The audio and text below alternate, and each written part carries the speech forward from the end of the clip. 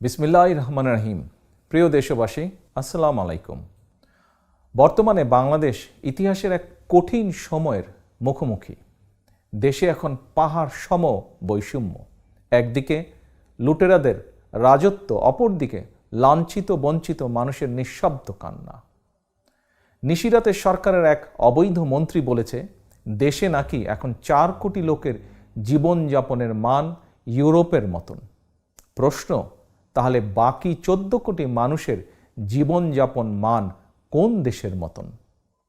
দেশের অধিকাংশ মানুষকে এখন কেন বাজারে গিয়ে প্রয়োজনীয় জিনিসপত্র না কিনে প্রায় ফিরে আসতে হয়? অসংখ্য মানুষকে কেন অর্ধাহারে অনাহারে থাকতে হয় প্রায় প্রতিদিন? কে দেবে এসব প্রশ্নের জবাব? প্রিয় দেশবাসী, বাস্তবতা হলো দেশে এখন নিত্য প্রয়োজনীয় প্রতিটি পণ্যের দাম সাধারণ মানুষের নাগালের বাইরে বলা যায়। একমাত্র কমেছে আওয়ামী নেতাকর্মীদের কথার দাম, কমেছে মানুষের মূল্য, মানবিক মর্যাদা। এর কারণ দেশ এখন মাফিয়া চক্রের কবলে।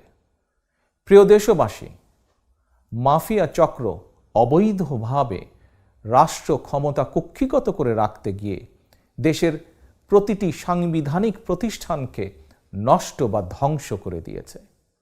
প্রধান বিচারপতি যখন ক্ষমতাসীন দলের ছাত্র সংগঠনের কাছে থেকে ফুলের তোড়া নেয় আর পুলিশের কাছ থেকে সহাস্যে তরবারি উপহার নেয়, তখন আর বুঝতে বাকি থাকে না রাষ্ট্রের সাংবিধানিক প্রতিষ্ঠানগুলো শুধু নষ্টই হয়ে যায়নি, এখন পচে দুর্গন্ধ ছড়াতে শুরু করেছে। প্রিয় দেশবাসী, আপনারা জানেন অবৈধভাবে রাষ্ট্র ক্ষমতা কুক্ষিগত করে রাখতে গিয়ে মাফিয়া চক্র দেশে সুপরিকল্পিতভাবে সেনা হত্যাযজ্ঞ ঘটিয়েছে। বাংলাদেশের মহান মুক্তিযুদ্ধের ইতিহাসের অনিবার্য সাক্ষী বিডিআরের নাম ঠিকানা খোল নলচে পাল্টে দিয়েছে। দেশে বিদেশে র্যাব এবং পুলিশ বাহিনীকে মানবাধিকার লঙ্ঘনকারী খুনি বাহিনী হিসাবে পরিচিত করানো হয়েছে।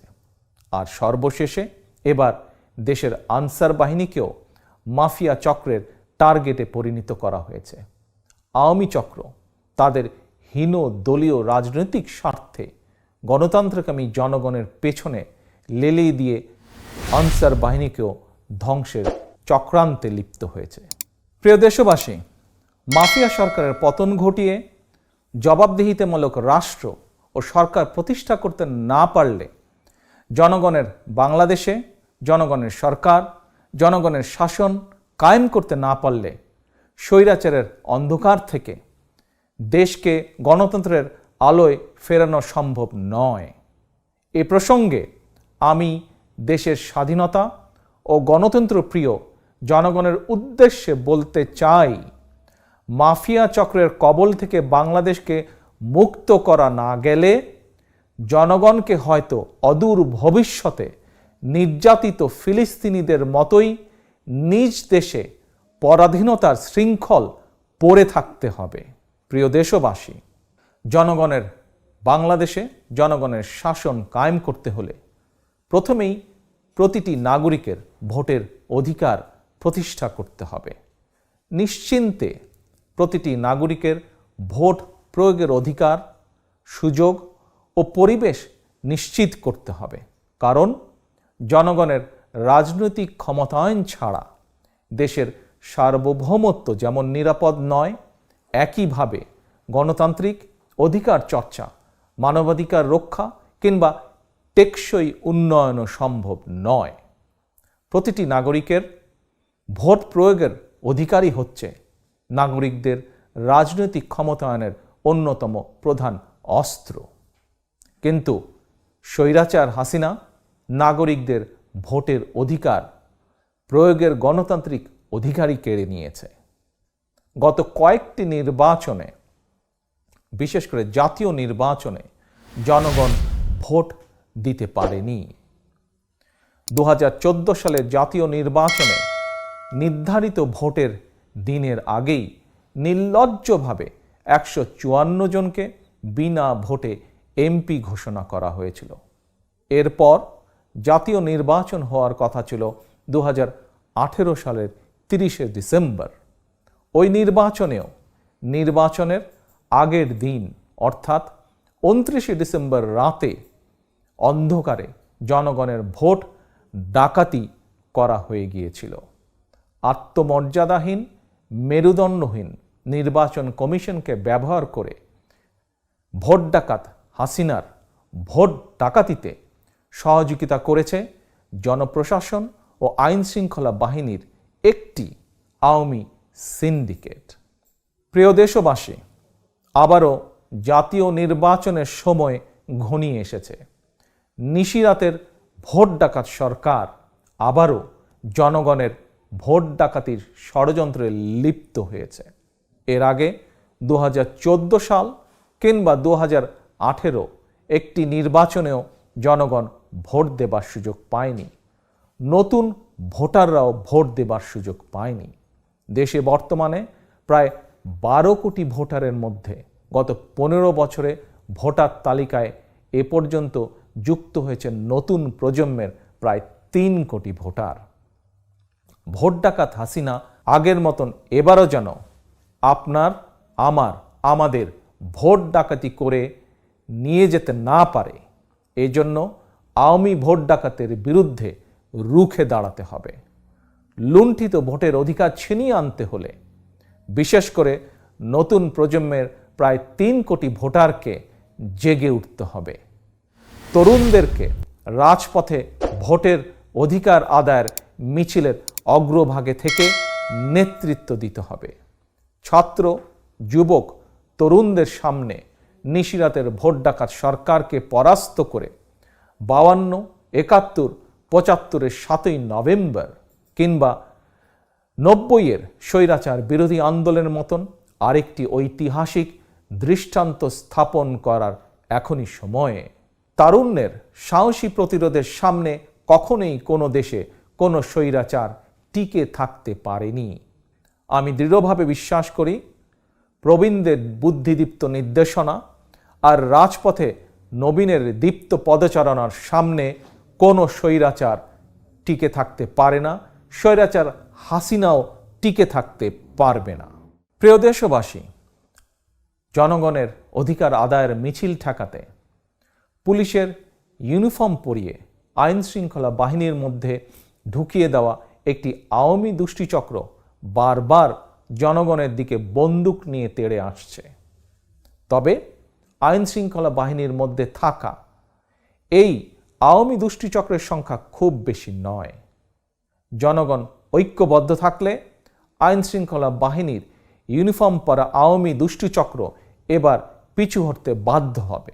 কারণ মানবতা বিরোধী এই আওয়ামী দুষ্টিচক্রটি ইতিমধ্যেই দেশে বিদেশে চিহ্নিত। দেশের জনগণ যেমন আওয়ামী দুষ্টিচক্রকে চিহ্নিত করেছে, বিশ্বের মানবাধিকার সংগঠনগুলো তালিকায় রয়েছে এই দুষ্টু চক্রের নাম।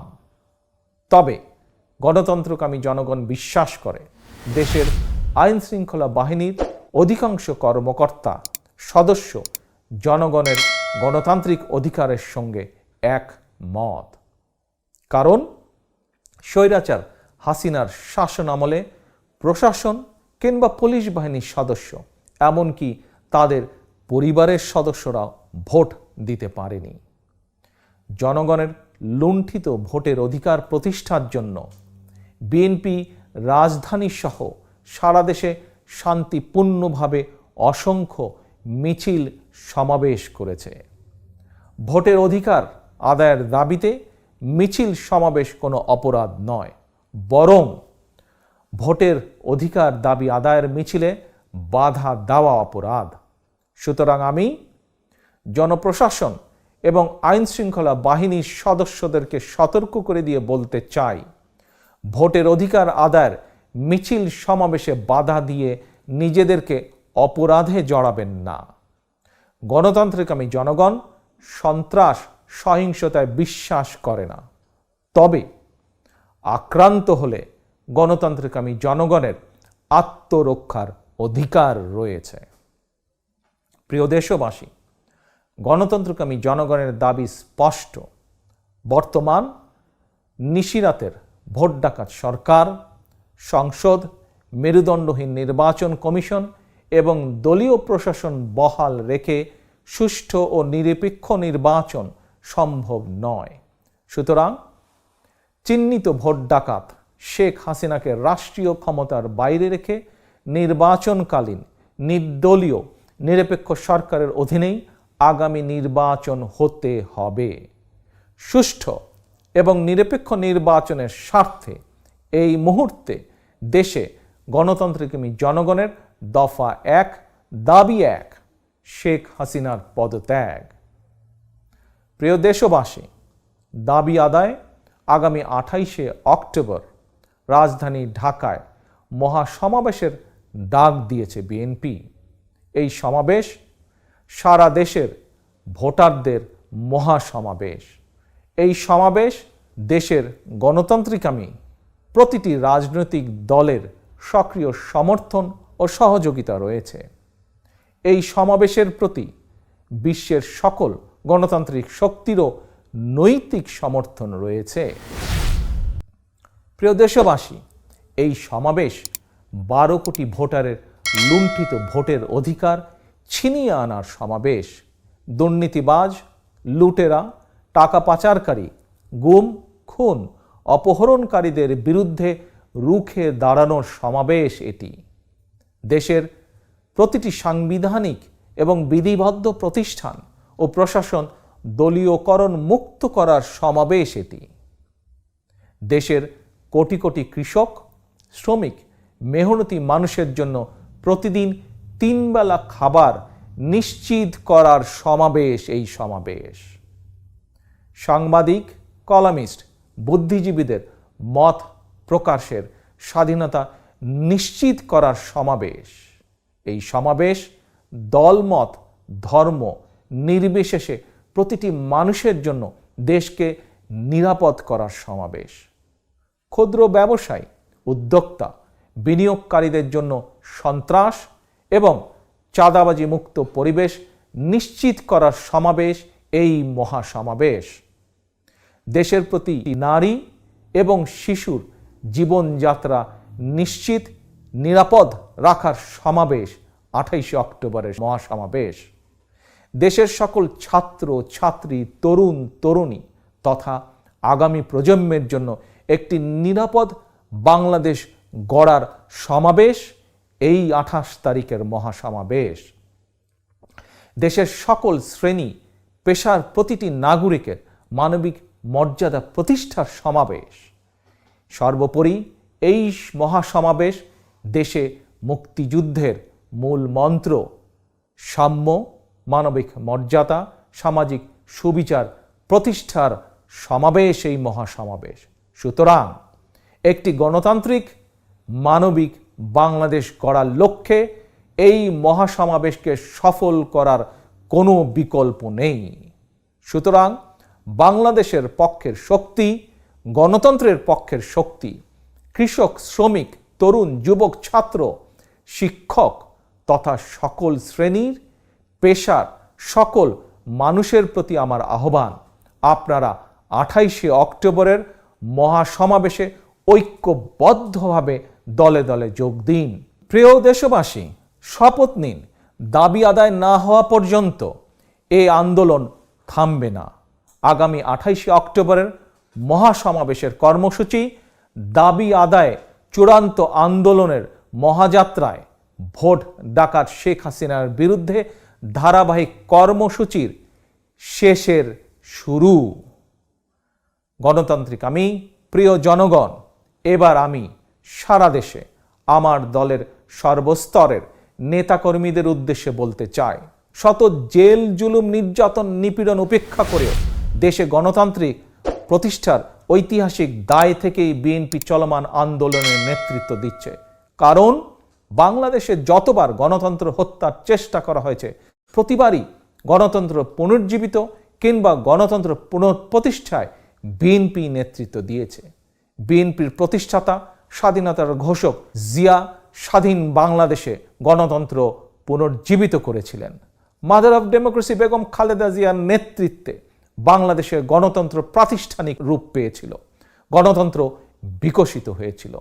একইভাবে গণতন্ত্রকামী সকল রাজনৈতিক দল এবং জনগণকে সঙ্গে নিয়ে আবারও দেশে গুম হয়ে যাওয়া গণতন্ত্র, মানবাধিকার, ভোটের অধিকার আদায়ের চলমান আন্দোলনে বিএনপি রাজপথে রয়েছে।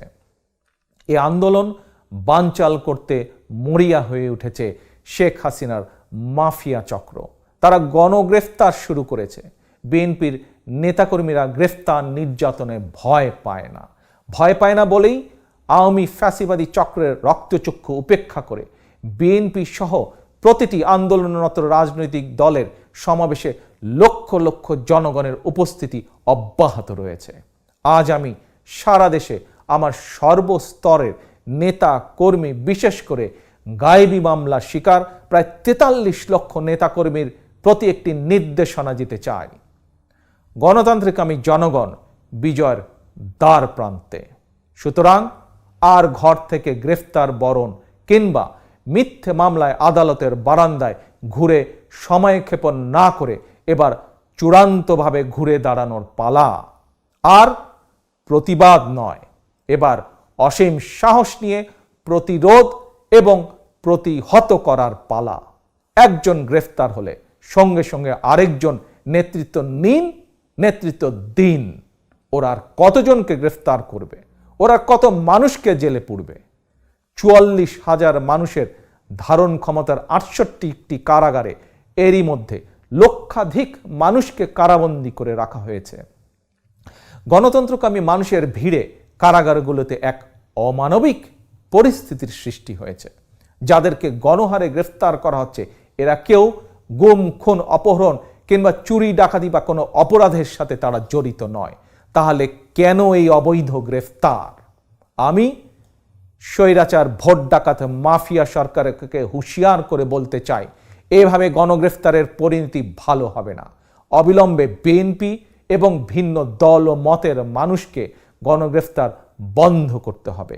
ইতিমধ্যে যাদেরকে গ্রেফতার করা হয়েছে তাদেরকে 28শে অক্টোবরের আগেই কারা মুক্তি দিতে হবে। অন্যথায় কারাবন্দী এই মানুষেরাই আগামী 28শে অক্টোবর দেশের 68টি কারাগার থেকে একযোগে গণতন্ত্র মুক্তির আওয়াজ তুলতে বাধ্য হবে। প্রিয় দেশবাসী, আর সময় ক্ষেপণের সময় নেই। এখন চূড়ান্ত বিজয় অর্জনের লড়াই। এরই মধ্যে স্লোগান উঠেছে, এবার আর ছাড় নাই, ভোটের অধিকার ফেরত চাই। 1971 সালে আমরা যুদ্ধ করেছিলাম বাংলাদেশের স্বাধীনতা অর্জনের জন্য। আর আজকের এই আন্দোলন দেশ এবং জনগণের স্বাধীনতা রক্ষার আন্দোলন। অচিরেই গণতন্ত্রকামী মানুষের বিজয় নিশ্চিত হবেই হবে ইনশাআল্লাহ। আল্লাহ হাফেজ। বাংলাদেশ জিন্দাবাদ। বাংলাদেশ জাতীয়তাবাদী দল জিন্দাবাদ। ভোবো টিভি দেখার জন্য আপনাকে অসংখ্য ধন্যবাদ।